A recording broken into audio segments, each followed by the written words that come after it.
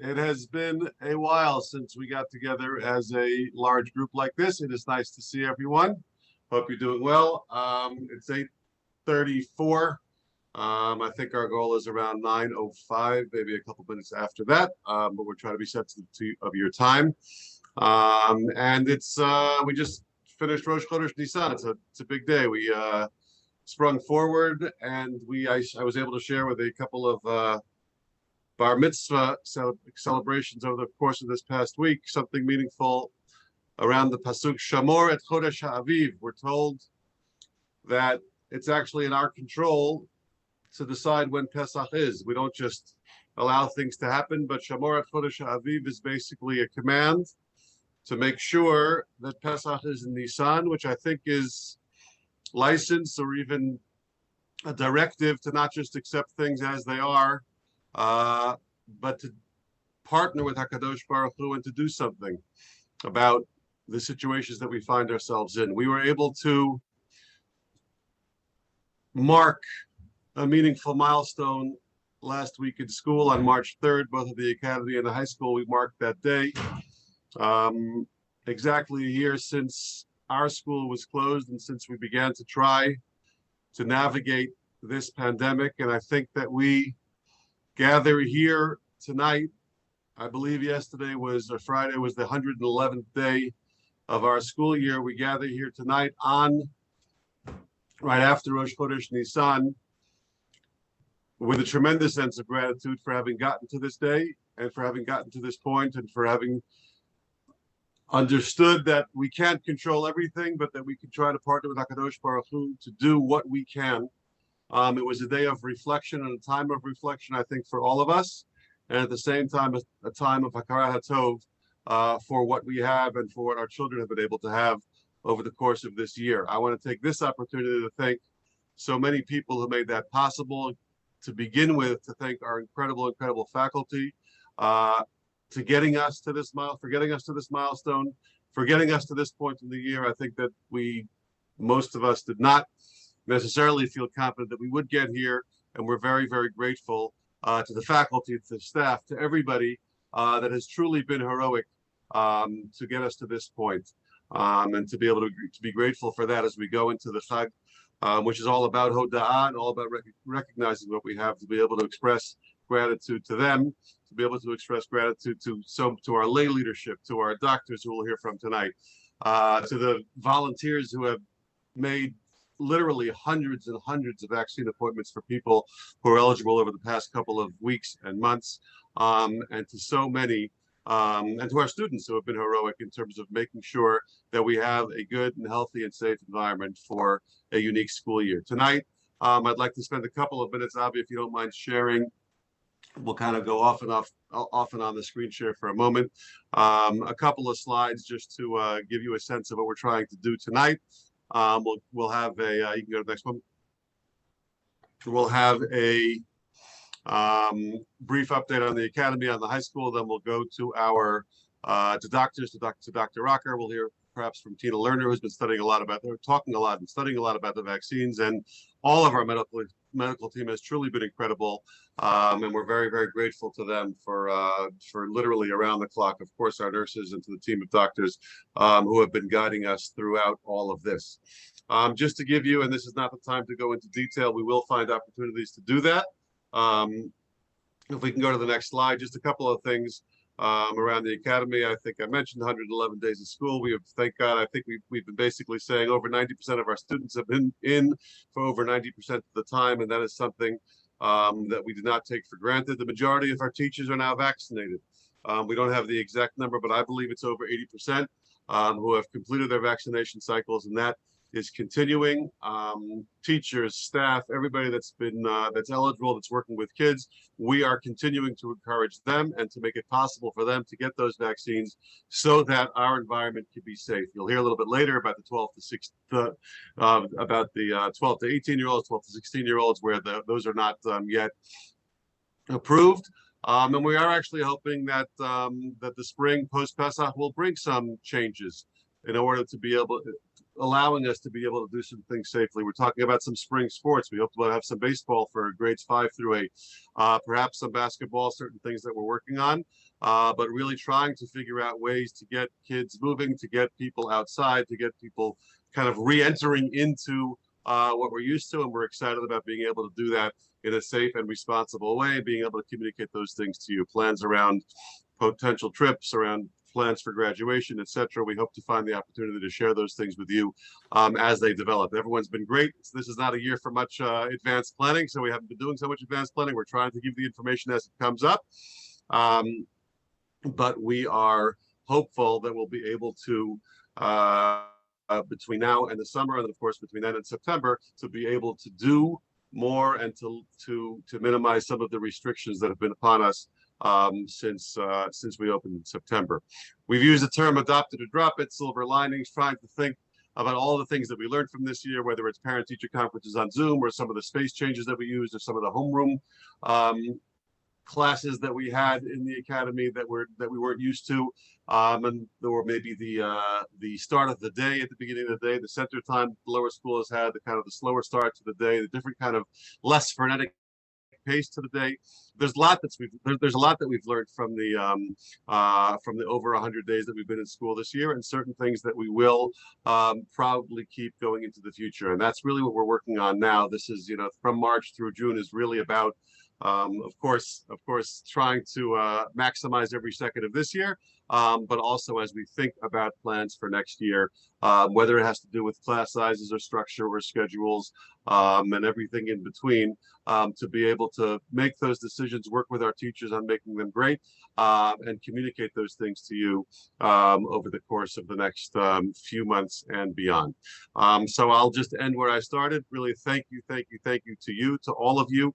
I've been encouraged. We've all been encouraged by the encouragement that we get, whether it's outside of the carpool lane or just generally from our parent body, from everybody around. That feeling of there certainly has been. This has been a year that's been full of anxiety, but it's also been full of a lot of gratitude, and that encouragement to us has been incredibly helpful. So thank you, and we look forward to celebrating Yontif with our families, and to be able to kind of finish the last third of the year in a very positive way. So thank you very much for that. Rabbi Hartstein.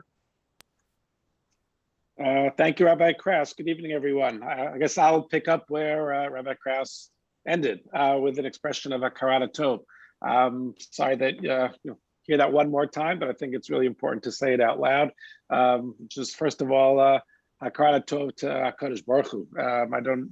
We are so grateful that we've been really in a wonderful rhythm of learning over the course of the year. Obviously, things are very different than usual, but I think that kind of across the board, there is a spirit and there is learning. There's a sense that of normalcy, routine, and people enjoying each other's company in the high school, and it's a really wonderful thing to see. We thank HaKadosh Baruch Hu first, and right after that, we thank faculty. It has been their dedication and commitment to showing up each and every day and adjusting to everything that we needed to adjust to has made this year work, and students have been really wonderful over the course of the year. I have to say, I think that when we think back over the course of the year to this point, there have been really a small handful of students out at a given time because of positive testing, really just small numbers, and we've had to quarantine, of course, over the course of the year, but overall there has been a very strong sense of learning and growing together and enjoying each other's company. It is wonderful to see most of the teachers vaccinated, and nearly every teacher. So we had a few teachers who could not be in the school building, started the year teaching outside and then on Zoom. And at this point, we're just about back to 100% in the building. And there is definitely a feeling of some light at the end of the tunnel. The weather last week brought students and faculty back outside for lunch, and that feeling of being able to, you remember what the opportunity for being able to spend some of the day outside back in September, October, and being able to get back to that adds just a whole new dimension. It's a little cold today, but we're looking forward to the spring and the warm weather, which will bring that kind of increased opportunity for some sports, social life outside, etc. Many have been asking about spring sports. We have slowly, kind of bit by bit, taken small steps to bring some co-curricular activities back. Some Sunday sports have been happening. There's a strong interest, and we as a school are interested in being able to do some spring sports within even as part of the Yeshiva League. The coaches, the committee of principals have been talking across the league of the possibility of bringing back spring sports after Pesach. That'd be baseball, softball, tennis, perhaps volleyball or outdoor soccer, exploring what the possibilities are. Each school is having those conversations, and we are looking to do what is within guidelines, of course, but that will give kids an opportunity to be able to play. We'll keep you posted about that.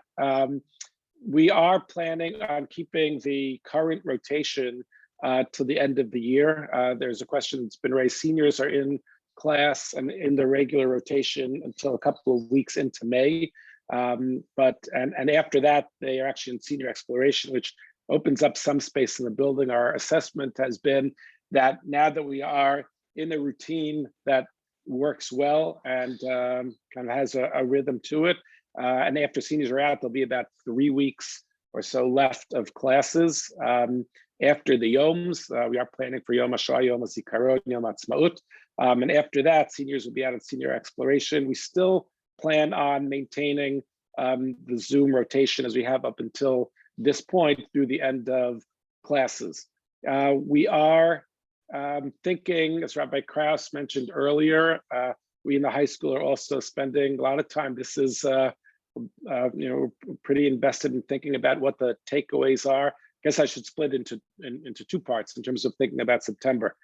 First is we are planning on being ready for both modes, which means our hope is, and the news seems increasingly encouraging in terms of the possibilities of 12 to 18-year-olds being vaccinated in the nearer future.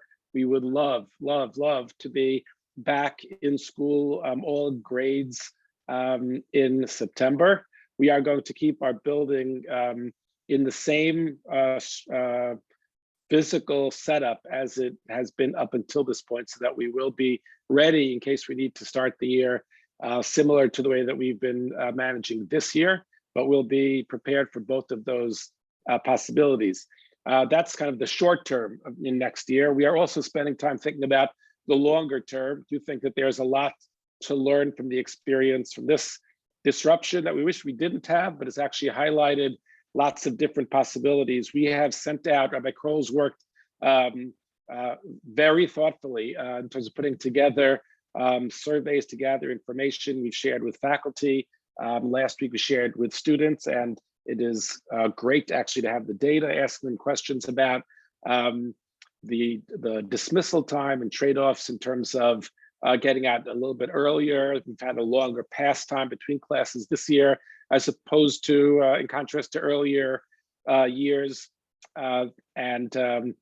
We have a little bit of a different test calendar this year than before. And of course, Zoom has played a role. All of those are variables and levers in terms of being able to make the kind of maximize the experience of high school learning in the, as we look to the future and thinking about what parts of this experience we want to take with us, what parts we'd like to leave behind.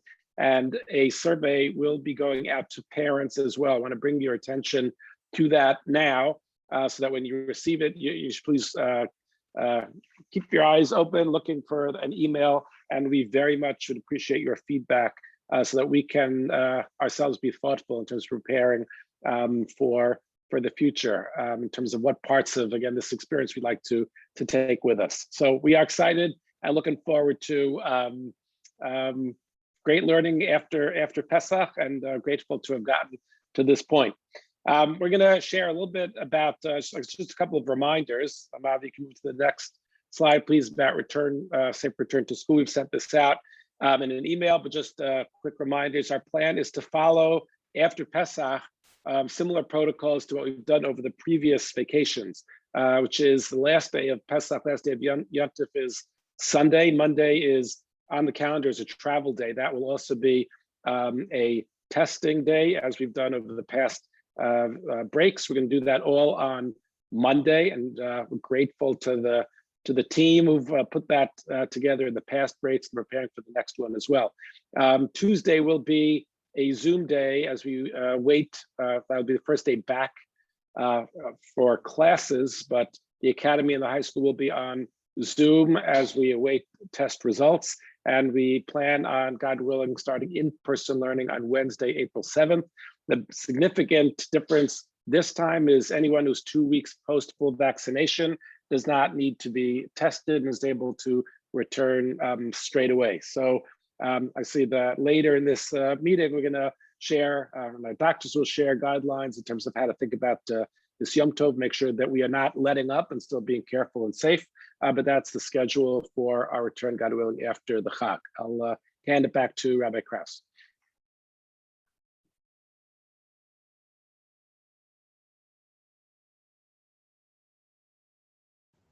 If we could just go off and screen share, Avi, for a second. Thank you. Again, I don't want to spend too much time just reading things that you have in your emails. So you heard about the testing, any details around testing you have in your email. And we hope that it works. And we hope that we'll be able to get the results in time so that we plan to be back in school out on Wednesday. Again, Dr. Rucker will talk about some of the things that are different around vaccination. We'll get there in a second. If you're vaccinated, you need to submit your proof of your second dose to the nurses, please, by April 6th. If you're COVID positive in the last 90 days, please submit it to the nurses, and you do not have to test. If you traveled internationally, this is something that Dr. Rucker is going to address because we just talked about it today. So I actually I don't want to say something that's still open. So if we'll have to discuss that in a second. But the governor did adopt new travel guidelines, and we are going to be following those guidelines, which means that if you traveled, you can still test on Monday. As long as you're around for Monday, you can test on Monday, you can get your results on Tuesday, you can come to school on Wednesday. But what I'd like to do now is to just find Dr. Rucker. We were going back and forth on these Google slides today. I just posed the question, Ma nishtana. You remember it wasn't that long ago, last Pesach, where we were all very much alone, pretty much with our immediate families. And the question is, how is this Pesach going to be different? What can be different? What needs to be the same? What makes sense? What's as has been said, appropriate caution as we kind of get through this next phase with a couple million people being vaccinated each day, but with the virus still very much present. So, Dr. Rucker, if we can find him, I'm sure we can. Hey, how are you? I don't know if you want to put the slides up. Yeah, you can or you cannot, and I could just talk. Just in regards to the vaccine, over 100 million vaccines have been given out so far throughout the country. We have over 36 million people who have been doubly vaccinated. Now with Johnson & Johnson, you can get vaccinated, and 2 weeks after that, that single dose you can be completed with your vaccine schedule, which is great. The CDC changed their introduced their guidelines about what the precautions need to be for those who are vaccinated, and we'll talk about that. But I just wanted to talk, if you want to move forward a little bit with the slides. Good, there you go. A little bit just about vaccines. If there are any people who still have concerns about vaccines, any hesitancy, please, send a message to one of us, and we could reach out to you guys and sort of explain our thoughts on it. But right now in New York State, really 2 weeks ago, they really got many more doses, and so it should be fairly easy for people to get vaccines at this point. And access for those within New York is greater than 60 years of age for anyone above the age of 16 with medical conditions. In regards to J&J, that is now, or Johnson & Johnson vaccine, that is now available. Again, it is a one-shot vaccine. And one thing that people have probably heard about in regards to this vaccine is that its efficacy is a little bit different than Pfizer and Moderna. It's more in the 70s, while the Pfizer and Moderna was more in the 90s. One thing that you have to realize when you look at those numbers is Pfizer and Moderna, those studies were done in the summer when there weren't that many variants around. And so there weren't that many mutations that they had to deal with. So we actually don't know the current efficacy of Moderna and Pfizer. They may be somewhat equivalent to Johnson & Johnson. So we're not exactly sure, but we know that they're doing a great job and hitting it out of the park. The data from Israel, where a significant number of people are vaccinated and their rates of hospitalization and serious infections have gone down tremendously, are really proof in the pudding that the vaccines are doing a great job. And we expect very similar results with Johnson & Johnson. Now, the question about the variants. So there are different variants. There are variants from the UK, from South Africa, from Brazil, and there's now one from New York. And literally the one from New York, which they're also calling like the Washington Heights variant, is a tricky one. That may not be easily treated with a monoclonal antibody, and it is yet to be determined if the vaccine is going to be effective with the New York variant. So it's important that people realize that there are variants out there and they are changing on a week-to-week basis. And they may affect the way things, move forward. So the CDC guidelines about those who are vaccinated are fantastic, and I'm glad we're sort of coming out of the dark.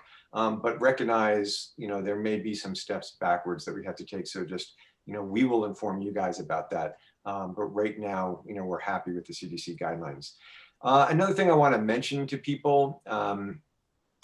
It is about pregnancy and childbearing age. There's still a lot of talk about infertility or potentially miscarriages from those who are vaccinated. And what we are seeing in the hospitals is more of the opposite, where we're seeing the consequences of those who are pregnant who are not vaccinated suffering from COVID. And the outcomes of the baby purely are related to how well the mother is if they get COVID. So if they're asymptomatic and it's mild, the baby is fine. The transmission to the baby, extraordinarily low. And even if the baby gets it, the babies do extremely well. But what we are seeing is pregnant women can get sick. So there is, the doctors are certainly recommending, the American College of Gynecology, Obstetricians and Gynecology are certainly recommending that pregnant women get vaccinated. So that's something that I just want to put out there. I'm going to go to the next slide. So the big question was, so what are we going to do this year that's going to be different than next year? It is a little bit different, but it's not as different as people may think. So it is much better for vaccinated grandparents and those wanting to celebrate the Seder with them. It is much better if you are vaccinated, if you're a vaccinated individual who's living alone and you want to join someone else. But it's actually not that different for families getting together. So you can go to the next slide. This next slide comes directly from the CDC. Well, not this one. This was mine. Oh, he has a good quote. You got to go back to that one. So the big thing is to eat or not to eat. That is the question. Because if you're just gathering, that's one thing. But if you're taking off your mask and eating, that's a little bit more complicated. Beep. Next slide. So this is from the CDC. And this really is the guidelines. So I think a lot of people have potentially inflated what the guidelines are, but this is what they are. Again, this is directly from their website. And the green, and I'm sorry for those who are colorblind. Oh, I forgot to do a shout out. Moriel Hirschhoffman, you're a man. Yeah. Happy bar mitzvah. Mazel tov. As you can see in the top, if you are a vaccinated family, everyone is vaccinated, and you get together with a vaccinated family, everyone is vaccinated.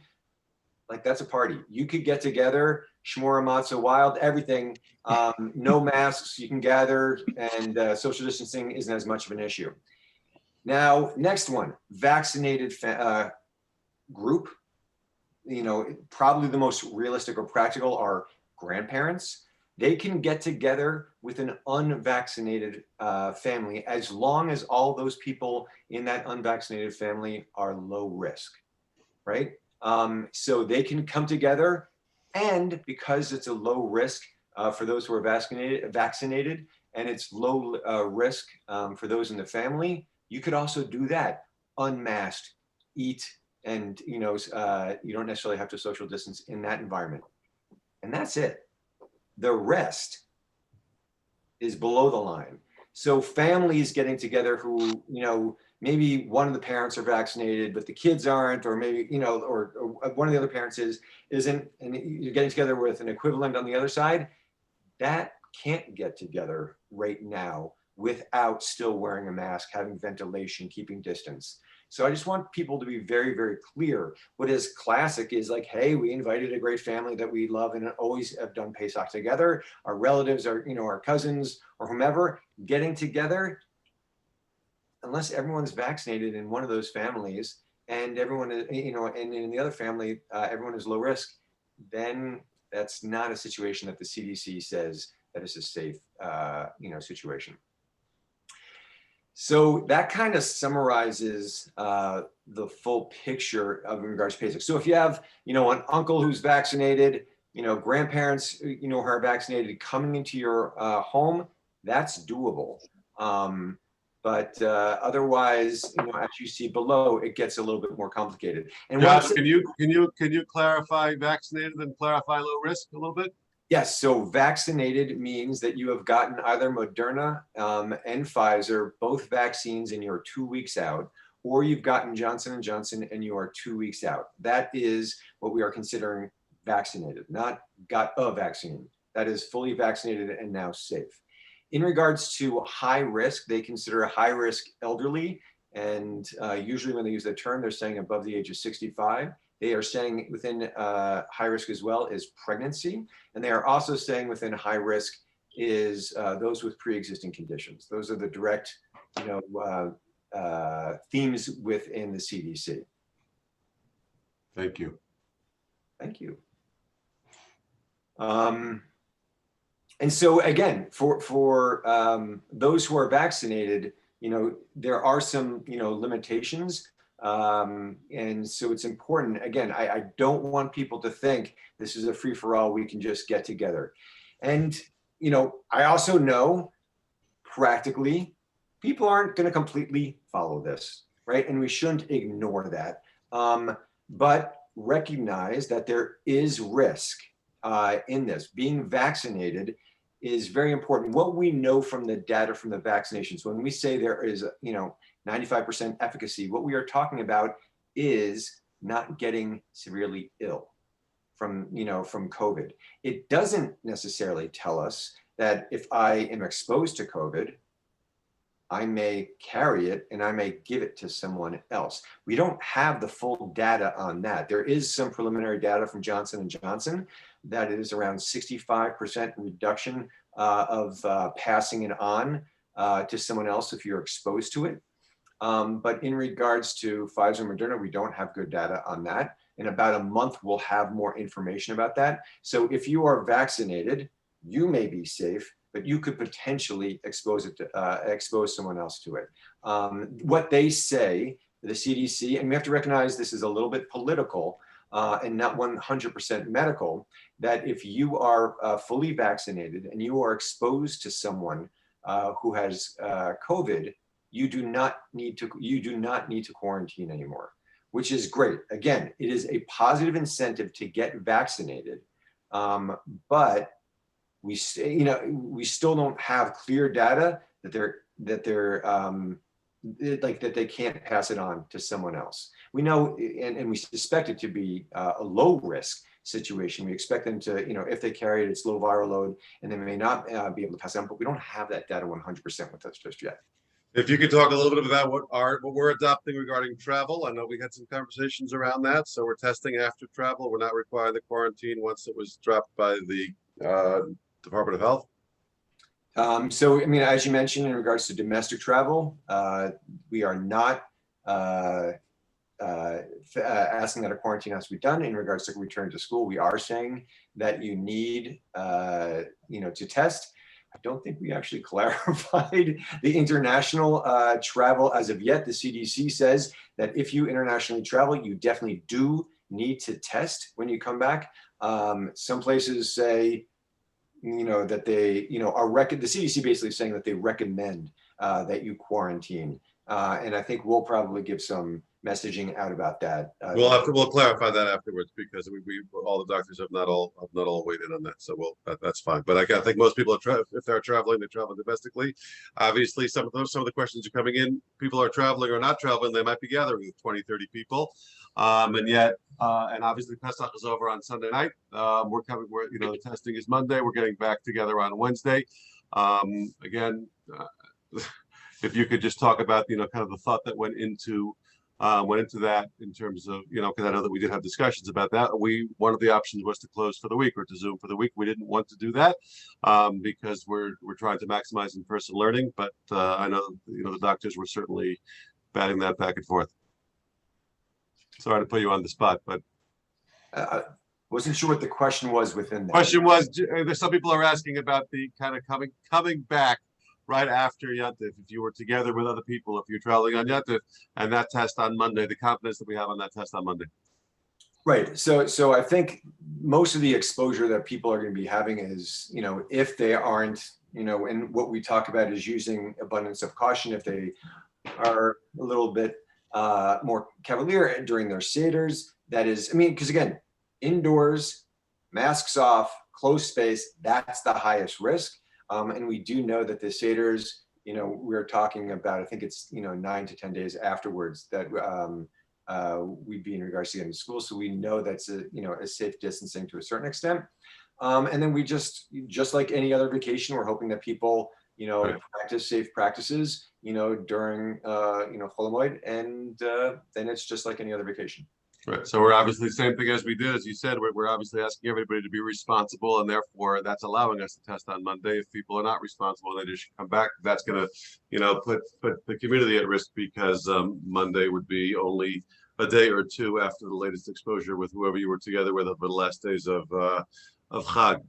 So we encourage everyone, and we really urge everyone to go back to the community pledge and recognize the responsibility we have towards everybody else as we're coming back to school right away. I want to thank you, Dr. Rocker, also to Dr. Milner, to Dr. Lisker, to Dr. Lerner, who have been on those chats day and night, to our nurses, to Rissi, to Esther, and to Maggie.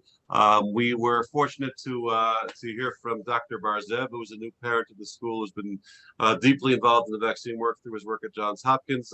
Unable to be here tonight, but he spoke to our faculty, he spoke to high school students, and he's hopefully available to talk to us at a later date to just share some of his work around the vaccines and to share some information over the next couple of months.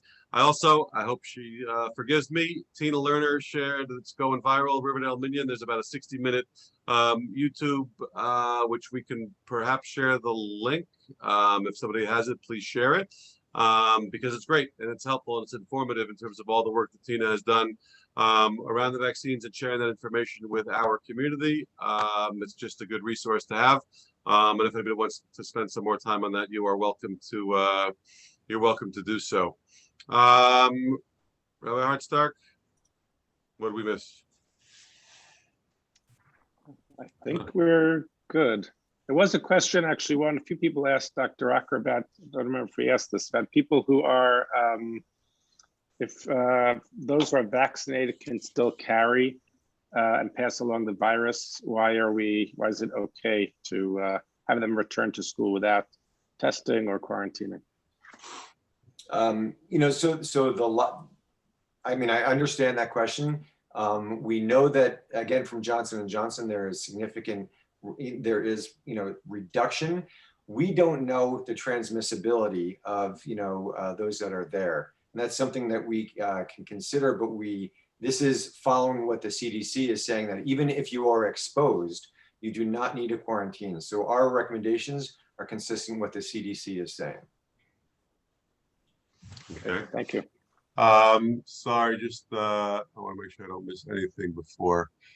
Yes, the questions are good, and we will try to make sure the responses are included in our future communications over the course of this week. Sign up is not open yet, but I hope at the end of this week or beginning of next week, sign up will be open for testing. If traveling, the students need to test before returning to New York. So I believe again that is no longer a New York State requirement. So we're going to be following New York State requirements. The SAR testing is not a New York State requirement either. It's just what we're doing. Is air travel part of responsible activity? Traveling safely. I mean, if you're traveling by air, you're going to be in tight quarters. So I recommend double masking if you have access to an N95, and I would also use eye protection, while you're on the flight, and I would not eat on an airplane. And if you could minimize traveling or not travel, by air, great. And the longer the travel, the greater the risk. But somebody asked about rapid tests versus PCRs. We have allowed rapid tests for what we call I don't know what we call it. I remember what we call it. Mass testing, screening. Thank you. So we're allowing it again. Although please come. If you can come to the school, it's PCR test. It's easy. It's convenient. People haven't spent more than 12 minutes there, I think, and we encourage you to do it. One question that was out there was if parents are vaccinated, kids are not, getting together with another family where parents are vaccinated and kids are not. That is not okay as per the CDC guidelines, because you have people in both families coming together who are not vaccinated. You also recognize when more families are coming together, especially from different locations. The one thing that we're trying to do is a public health issue of decreasing potential variants spreading within different areas. And that's why in the past, travel has been taken so seriously. But now that the numbers are down, I don't want people to think the numbers have plummeted. We really peaked. The second peak was in mid-January, and we had a steady decline probably until late February, and then it just plateaued. We are still seeing many people, and still every day, the average is just under 1,500 people are dying a day from COVID. So this is still very much a real thing. Sorry, a lot of people asking about recently recovered. So I know that, in Israel, forget what I know. What do you know? They've recently recovered. So if you had COVID in the last 90 days or more, are we treating that like vaccinated or not? And if you could talk about that for a second. Yeah. So if you recently recovered, we're treating that as if you're vaccinated. Okay. 90 days, correct? Yep. And the CDC may, push that off, right? We don't have the data just yet. I'm almost, I'll be approaching my 3-month mark, in a few weeks. And so, not probably more than that, yeah, probably in a month or so. And so we anticipate that the CDC will probably extend that to 6 months, but obviously we have to wait until they actually do that. Okay. Obviously, any questions about, we kind of alluded to it, questions about planning for next year, policies for next year, mandatory vaccines, kids, all that stuff. It's just too early to talk about, just too early to tell. So of course we commit to you to sharing that information as we know it, as we learn it, even if we don't know it. Graduation, we'll share details around graduation as well. We are certainly hoping to have graduation, to have as many people at graduation as possible, as safe, as legal, etc. So those are things that we are working on now. All right. If I can give one last plug, you've read it in the news. The mental health consequences for this last year have been fairly significant on children. Now, with the changing of the weather, please encourage outdoors, getting outside. Just being outdoors is a mental health break for kids, and also getting together is a much less risky, issue in regards to outdoor gathering. So enjoy the outdoors, please. Just enjoy, and I wish everyone a happy Pesach. Thank you. We are working on new guidelines for Smachot. We will share that. And thank you all. Chag Kasher v'Sameach. We look forward to a great week and a half at school, and then wonderful Yom Tov with you and with your families. Safe and wonderful Yom Tov. Thank you all.